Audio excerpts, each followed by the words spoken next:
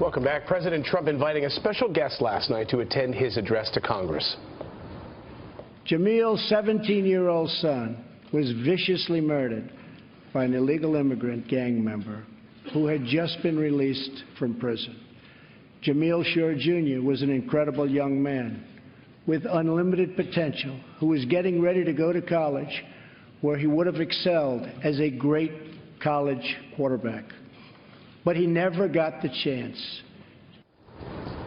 Jamil Shaw's son was murdered by an illegal immigrant back in 2008 as the president promises to crack down on illegal immigration. And Jamil joins us now live with his reaction to the president's speech. First of all, thank you so much for joining us this morning. Thank you for inviting me. Yeah, I watched you last night. We all did. The world did. What was going through your mind as the president stood up there and talked about your son? My son just telling me that we did it, Dad, and thanks for the hard work. You know, I just felt really, you know, I just feel sort of vindicated. I just feel happy, hope. You just felt like, you know, so just a different, just a feeling I never had in the last 9 years. You know, it just felt so good to hear that the President of the United States cares about my son. That's awesome. You know, last night he laid out some specifics, Jamil, around what he plans to do about this while he's in office. I want to play some of that and get your reaction. I have ordered the Department of Homeland Security to create an office to serve American victims. The office is called VOICE, Victims of Immigration Crime Engagement. We are providing a voice to those who have been ignored by our media and silenced by special interests. Joining us in the audience tonight are 4 very brave Americans whose government failed them. Giving voice to individuals like you, Jamil, did you feel like for the first time you were being listened to? Yes, definitely. I mean, the President of the United States is talking about, just like E.F. Hutton, you know. E.F. Hutton talks, everybody listens.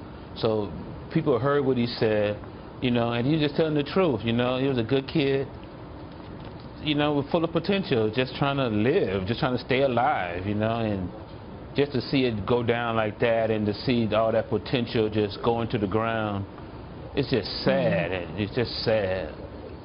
Yeah, and you've been grieving for your son since 2008. So what level of hope do you have now that things will change, and where does it begin? I know that you were an advocate for President Trump throughout the campaign, and one of the things you said is that it needs to begin with a solid base. Right. Yeah, definitely. The solid base is set. You know, in Los Angeles, where I'm from, it's on. You know, I mean, there's, you know, people are getting deported. You know, gang members. You know, we're trying to get the gangs, the rapists, the robbers, the people who don't want to be Americans, they want to victimize Americans.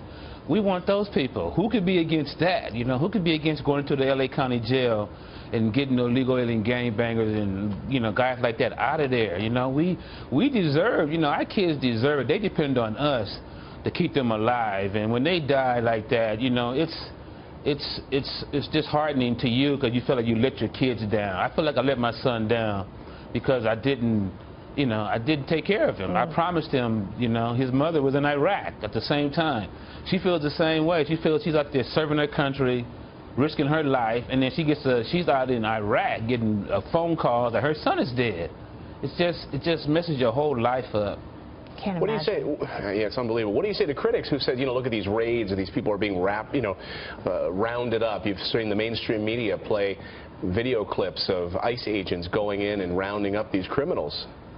You know, that's what they get. You know, I'm not trying to get harsh up on people, but if you're illegally in the country, once you cross the border, the law says it has to be dealt with. You know, don't put the responsibility on us. You know, put it on the law enforcement. Do their jobs. Immigration, do your jobs, and then, you know, then maybe we could talk about the ones that are here. You know, but I like the fact that they feel worried. You know. How do you think my son felt when that gun was in his face? Right. And he gets shot in the stomach, and then watching the guy hovering over him, and then shoot him in the head. You know what I mean? Come on. And he had just been released the day before. Yeah, I mean, it's hard. You know, his little brother was playing football in the 9th grade. He was starting cornerback, And he just walked away. He was scared. He said, man, I'm going to die, Dad. He was scared. He didn't believe that it was going to do any good. He saw his brother work hard for 17 years, and all he got out of it was a funeral. So he sees it like, he hasn't played football since 9th grade. He's in the 12th grade now. What would you say to those protesters? We see the video of people out protesting this move, saying that, you know, you're going to be sending home moms and dads. What would you say to them? Well, you can go visit them. I mean, if you want to know the true separation, go to the cemetery, go to a mausoleum, see what it feels like to just stand there. And, you know, it's the worst feeling in the world. You know, it's bad. What did last night mean to you? It meant inspiration, you know. It felt good, you know, 'cause I know my family is happy, you know, his friends, relatives, you know, everybody sees that, and they see a president of the United States willing to go to the grassroots, because that's what I am. I'm just a little speck in the world, and for the president to notice that speck and to do something about it, that is the biggest deal. That is so special to us. Jamil, you are definitely not a speck in this world, and you mentioned letting your son down. You didn't let your son down last night. Thank you. Thanks, Jamil. We appreciate you waking up early with us. What a whirlwind night for you, I'm sure. Thanks, Jamil. Thank you. You're welcome. Thank you.